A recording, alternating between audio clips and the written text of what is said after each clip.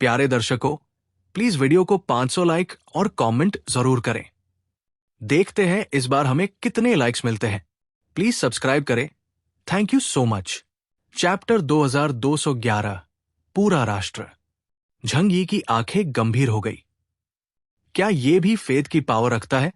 Faith की शक्ति कोई आम एबिलिटी नहीं थी जो एक्स्ट्राऑर्डिनरी लोग इस्तेमाल कर पाते।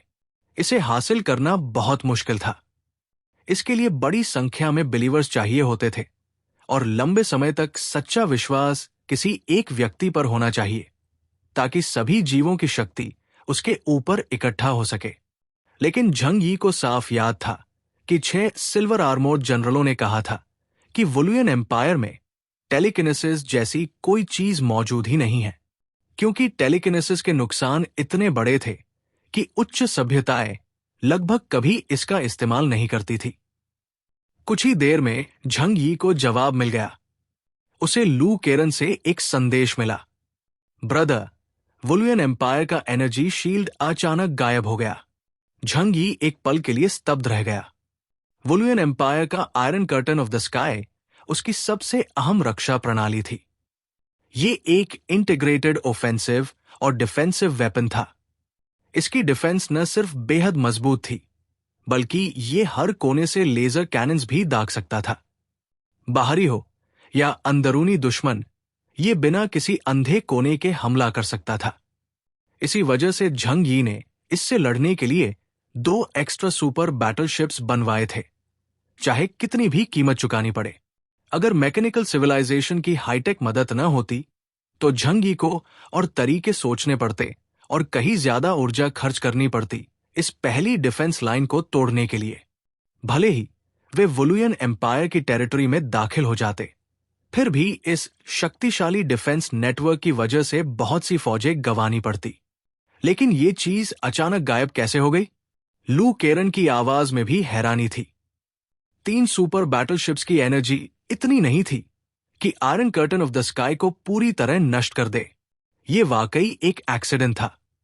झंग यी ने झेंग लो की अभी कही हुई बातों से जोड़कर सोचा, क्या झेंग लो वुलुयन एम्पायर की सारी एनर्जी, यहां तक कि iron curtain of the sky को चलाने वाली एनर्जी भी अपनी सुरक्षा के लिए इस्तेमाल करने जा रहा है? बिल्कुल सही, झेंग लो ने वही किया।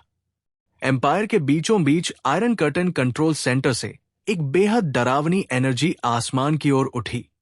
हजारों मीटर की ऊंचाई पार करती हुई सीधा झेंग लो की ओर चली गई। इस वक्त पूरा साम्राज्य हद से ज्यादा अराजक हो चुका था।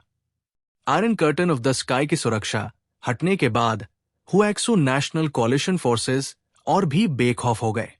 मैकेनिकल आर्मी इधर उधर दौड़ रही थी और ऊपर से कोई हमला न होने के कारण उन्होंने वुलुयन एम्पायर के आदिम मैकेनिकल वॉर बीस्ट्स को बेरमी से तबाह करना शुरू कर दिया। एनर्जी हब में मौजूद स्टाफ भी हैरान रह गए, लेकिन उनके पास करने को कुछ नहीं था। एम्पायर के मिलिट्री गॉड और तीनों सेनाओं के कमांडर इन चीफ होने के नाते झेंग लो की हैसियत एम्परस सी यी से भी ऊपर थी। वो सीधे एनर्जी सेंटर को कमांड कर सकता था और एम्पायर के सबसे अहम समय पर सारी एनर्जी अपने लिए जुटा सकता था। ये वुलुयन एम्पायर की चौथी डिफेंस लाइन थी, जिसे सिर्फ तब एक्टिवेट किया जा सकता था जब पूरा साम्राज्य विनाश के कगार पर हो। लेकिन इसकी कीमत यह थी कि पूरा वुलुयन एम्पायर दुश्मन के सामने पूरी तरह बेनकाब हो जाएगा। ऊपरी स्तर की काउंसिल में सी यी और मंत्रियों के चेहरे बेहद बदरंग हो चुके थे।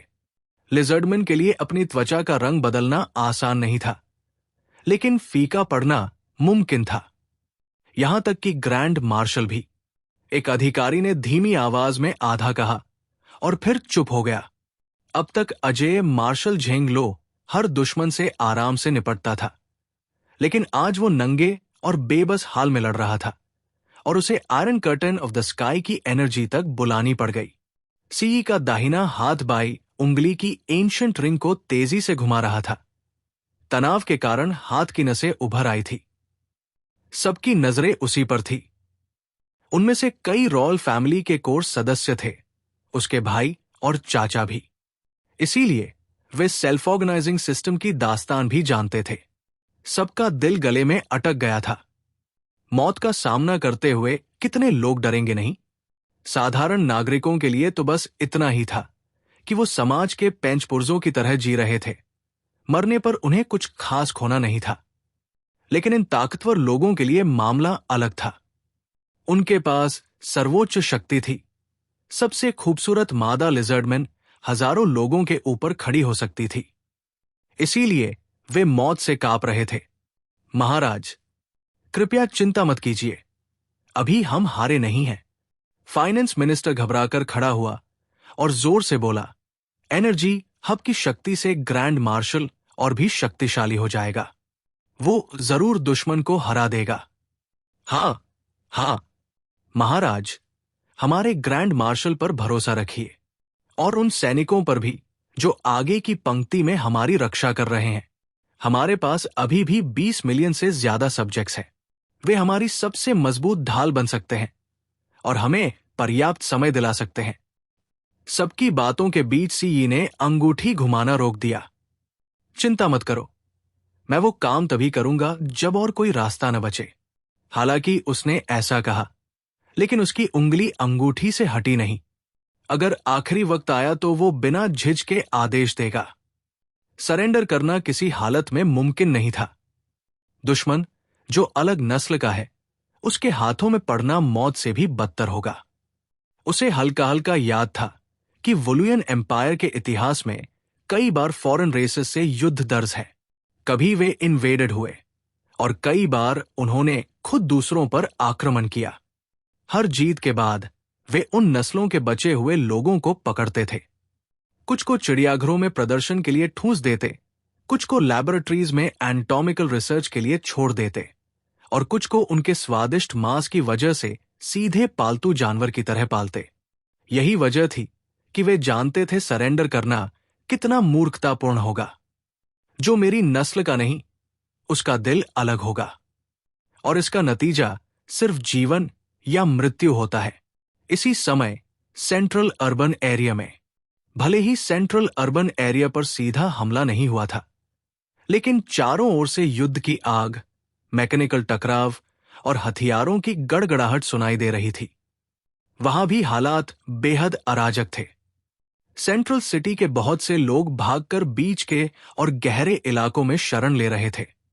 3 स्तरीय शहर के अंडरग्राउंड में इमरजेंसी शेल्टर्स बने थे और ज्यादातर लोग अपने परिवारों को लेकर बड़े बड़े समूह में वहां जा रहे थे। और तभी एक सुनसान गली में अचानक कुछ इंसानी साए और एक कुत्ता नजर आए। यांग जिंगसिन और उसकी टीम बिना किसी मुश्किल के सेंट्रल सिटी एरिया में दाखिल हो गए। उनका मकसद था वुलुयन एम्पायर की अंडरग्राउंड सेल्फ डिस्ट्रक्ट सिस्टम को नष्ट करना, ताकि वे आखिरी वक्त में साथ मरने की कोशिश न कर सकें। लगता है हमें रफ्तार तेज करनी होगी।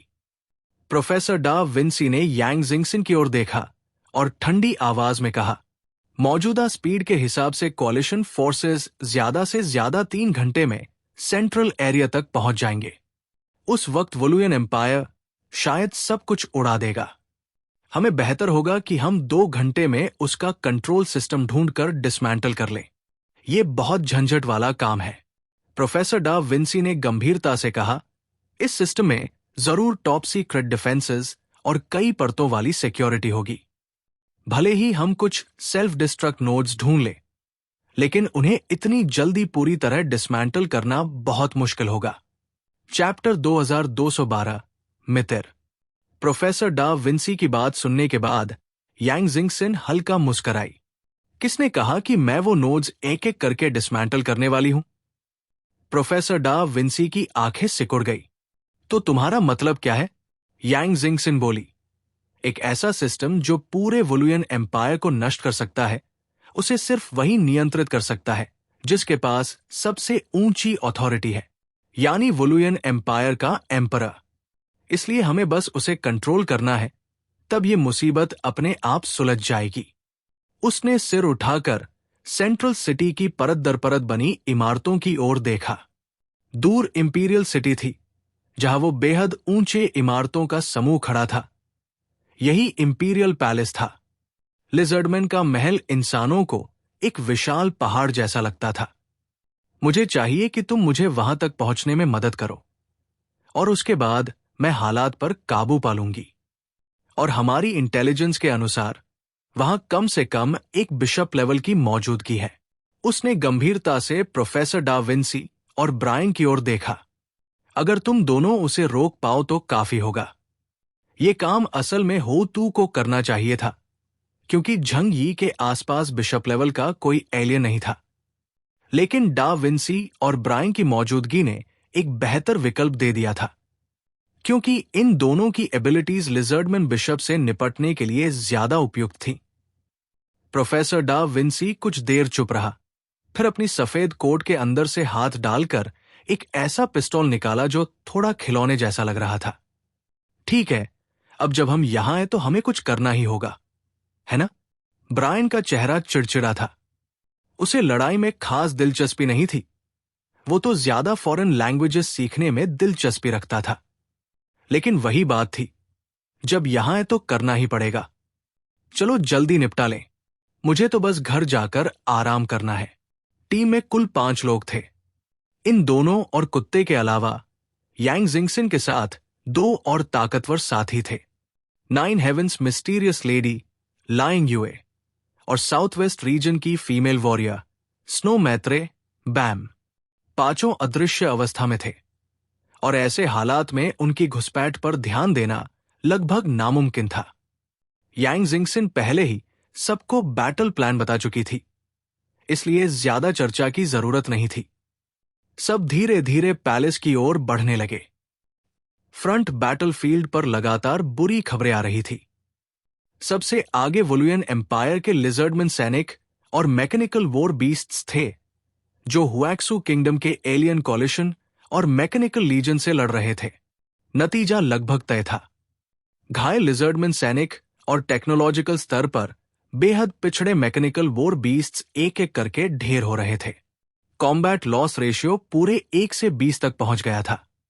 मुख्य वजह थी वे super large mechanical life forms और बड़े पैमाने के युद्ध हथियार, जो बहुत ही डरावने थे। आसमान में आयरन कर्टन के लॉन्ग रेंज सपोर्ट के गायब होने से स्थानीय ट्रूप्स को तगड़ा झटका लगा। हर तरफ धमाकों की आवाजें गूंज रही थी। आर्म्ड स्पेसक्राफ्ट और ड्रोन्स कोई बड़ा रोल निभा ही नहीं पा रहे थे।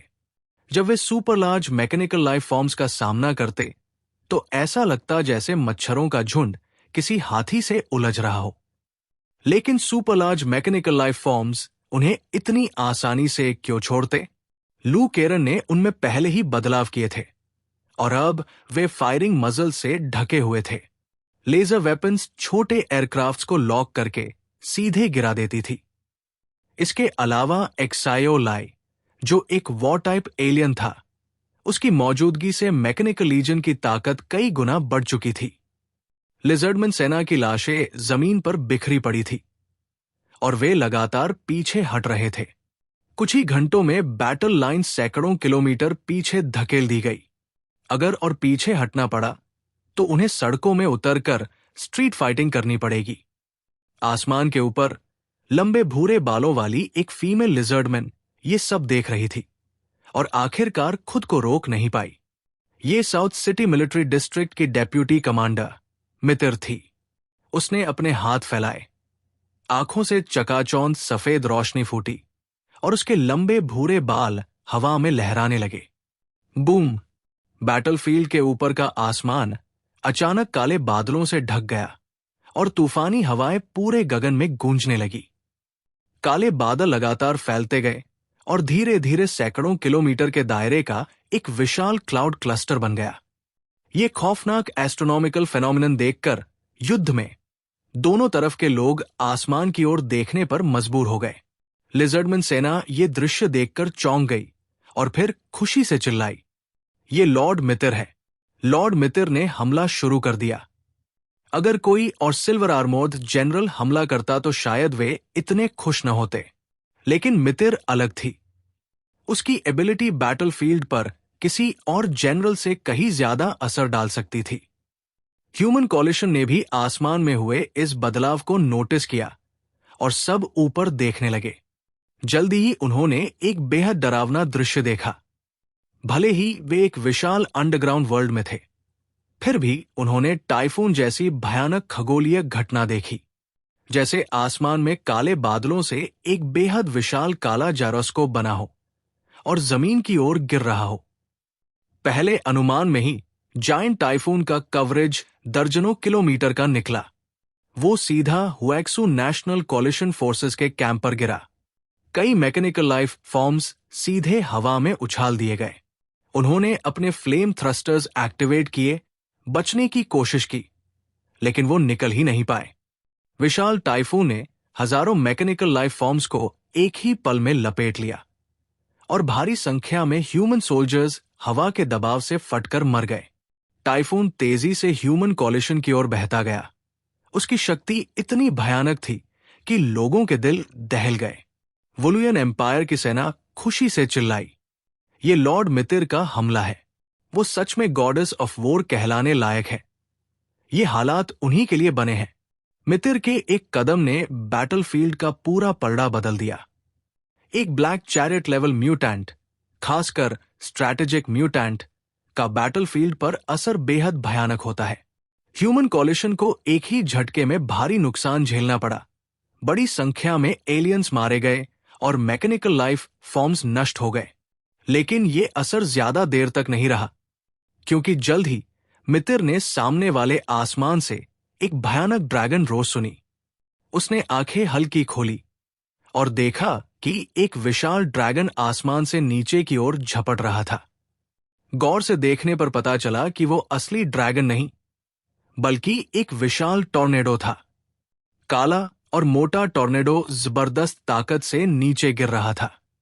सिर्फ एक नहीं, बल्कि दर्जनों टॉर्नेडोज मितिर के बनाए विशाल स्टॉर्म स्पाइरल से टकरा गए।